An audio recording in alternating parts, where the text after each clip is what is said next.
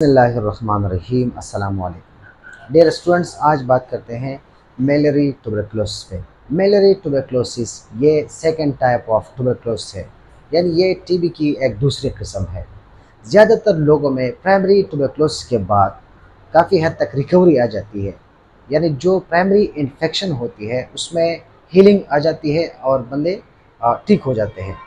कुछ लोगों में इस तरह होता है कि प्राइमरी इन्फेक्शन की प्रॉपर हीलिंग नहीं होती, स्पेशली लिम्फ नोड्स में इनकम्प्लीट हीलिंग हो जाती है, जिसकी वजह से ये जरासीम यानी ट्यूबरकल बेसिलाई खून में एंटर होकर ब्लड स्ट्रीम के ज़रिए through out the body distribute हो जाती है। इसके नतीजे में ट्यूबरकुलस लीजन जो है डेवलप होता है।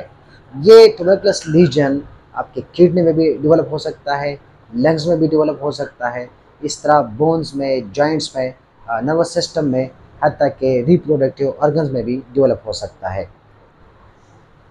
ट्यूबरकुलस लीजन प्राइमरी इन्फेक्शन के कुछ महीनों बाद डेवलप होते हैं या सालों तक या साल बाद जो है डेवलप हो सकता है। अगर प्राइमरी इन्फेक्शन की ट्रीटमेंट नहीं होती या इसकी प्रॉपर हीलिंग नहीं होती तो इसकी वजह से कुछ मसले और भी पैदा हो सकते हैं। इसमें स्पेशली प्रोग्रेसिव पल्मोनरी ट्यूबरकुलोसिस है। I hope you got it. Wish you all the best. Allah Hafiz.